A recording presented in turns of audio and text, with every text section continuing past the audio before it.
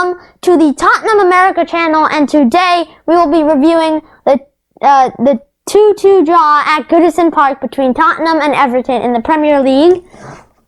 And we're going to start off with the goals. So, in the 27th minute, Harry Kane put in a brilliant finish he smashed it into the net for the opener. And Tanguy Ndombele put in a brilliant cross. It came off, it took a little touch off Keane's head, fell to Kane, and he made the shot look very easy and powered it into the net past Pickford. Just 4 minutes later, Serge Aurier was scrambling to get back, and when he was getting back, he made a clumsy challenge on James Rodriguez and gave away a penalty, and Gylfi Sigurdsson calmly put it past Lloris and sending Lloris the wrong way. Now, the reason that we were so exposed in that when Sigurdsson was coming down the left flank was because Aurier and Rhoden were both so far up the field. And so Sisoko was trying to cover for Aurier at right back, but then no one filled in his spot. And then Rhoden was scrambling to get back, and then he made a clumsy challenge on James Rodriguez. Moving on to the next goal, in the 62nd minute, in the second half, Seamus Coleman had just come onto the pitch like 1 or 2 minutes before, and he links up really nicely, puts in a brilliant cross, and Sigurdsson just passes it into the net. It was a brilliant goal from Everton. And then in the 68th minute, Harry Kane made it 2-2. It was a cross, but I think it was Lamela all the way on the right. And then it took a flick off Keane, and then came back off Holgate and came to Kane. It was almost identical to the first goal he scored.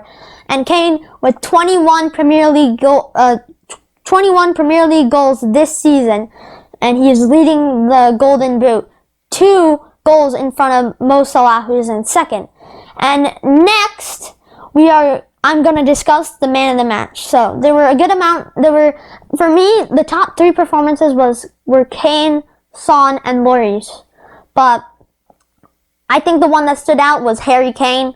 Scored both goals. I would say he was a little quiet despite the goal in the first half. In the second half, I think just all the players in general just woke up.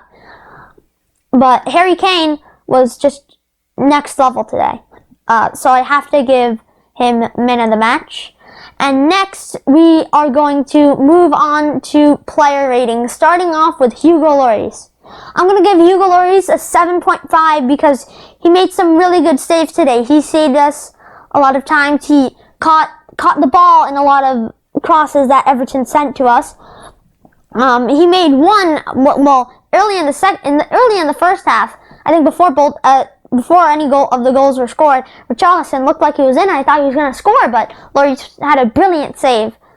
He also had another brilliant save when Joshua King had just come on, and he hit it at Lloris, and he did really well to close his legs in time and make the save. He also had another really good save when I think it was, I forget who it was that took the shot, but it was a long-range shot, and Lloris made a really good save. I think it might have been James Rodriguez or Sigurdsson. But now we're going to move on to Toby Alderweireld. I'm going to give Toby Alderweireld a 7. He didn't look too bad. To be honest, none of our defenders looked bad at all. He was pinging, I didn't see him ping up any long balls, but he was okay defensively. He didn't make many mistakes. He did give away 1 foul, but I don't think other than that he was errorless. So I have to give it to him. In corner, Son put in a corner, and he hit it all on the side netting with his head. So I think it was a pretty good performance from Alderweireld. Moving on next to his first center back partner, Joe Rhoden. I'm going to give him a 7 out also because he was pretty good. He was errorless today. He did well defensively. He was the only defender that I didn't see. Well, okay, Alderweireld stayed back a little bit, but Dyer came up a lot. He was always back there. He saved us a lot of times back there, so I'm giving him a 7. Eric Dyer, 7 also, our whole back line is a 7. He got up the pitch a lot, and I think it was because we had like 3 or so corner kicks in the matter of 5 minutes, and he was up there. He did pretty well. Yeah, our whole back line was pretty good today. Moving on next was Serge Aurier. I don't think today it wasn't a good performance. In the second half, he was not too bad in the second half, but the first half was what let me down. He made lots of poor passes. His body language wasn't good in the first half. That's what I noticed. So I'm going to give him a 6.5. Moving on next to Musa Sisoko, who's right on the left of him. I'm going to give Musa Sisoko a 7. He didn't do too bad, I wouldn't say. I think he was the only one who wasn't making sloppy passes in the first half. And in the second half, he was doing really well. He made one really powerful run through Everton's defense, and I think that was pretty good. And his passing was good today. They were all on point. So I think it was a pretty good performance from him. Moving on next to Pierre Emile Hoybier. I'm going to give him a 6.5. I don't think today was his day. He was getting destroyed in that midfield area. I think one thing was that he was kind of left alone by Musa Sisoko sometimes. Sisoko would sometimes join and dominate in the attack, and he would, and Hoybier will be back there, but he was the only one back in midfield. Sometimes that was the case, and he just got outnumbered a lot.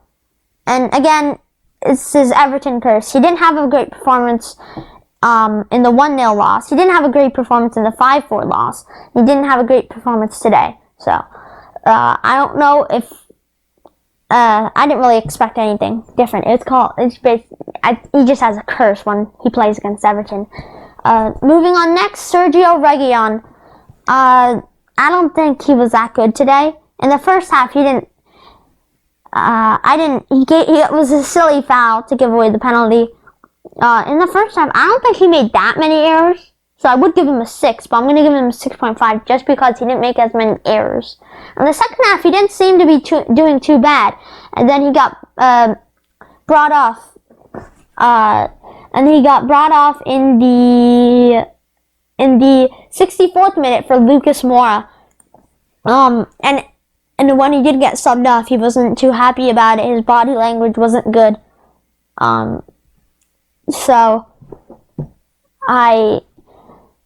Moving on next is Tanguy Ndombele. I'm going to give him a 7. In the first half, he was making some sloppy passes. He had lots of ups and downs in this game. But then, after Everton scored the second goal in the first half, it's like his confidence just went straight up. The whole Tottenham team just went straight up, their confidence. At the start of the second half, it just went up. And so I don't think he didn't do too bad. Next up, I'm going to do Heung-min Son. I have to give him a 7.5. He didn't do bad at all. He was really good today. He was linking up with Kane brilliantly, especially in the second half. He had one shot on target. I think he did really well today. Next up is Harry Kane. Man of the match, I have to give him a 9. He was really good today. In the first half, he was quiet. The only thing he did was score that goal, which was pretty much just one touch. In the second half, he really came to life. And he was really good. But one thing is that when he came off for Dele Alli in the 93rd minute, that was kind of worrying. It looked like he had some problem with his leg. So I hope that's nothing too big. If that is, that could be not very good. But anyway, just some thoughts about the game. I think, since we watched the game on NBC Sports, the two commentators, Glenn Lasso and Arlo White, before the match, they were talking about how during the training, some of the players who've been benched didn't have good body language in training, such as I'm talking about Harry Winks, Gareth Bale, who else? I think Dele Alli. Like, they didn't have good body language, but like what they could tell. And it's like Jose Mourinho, he uses so many different players, and some of them he just puts on the bench for so long. And that's like a way that he disciplines players. But he just puts players on the bench for a while, and that's how they discipline that's his way of disciplining players. Yeah, that's his way, and I think that's all I have to say for this game. But make sure you subscribe, make sure you like the video, make sure you turn notifications off, turn them on so you don't miss a video. Also, make sure you subscribe, of course. Make sure you subscribe. We're trying to get to 200. And until next time, come on, you Spurs!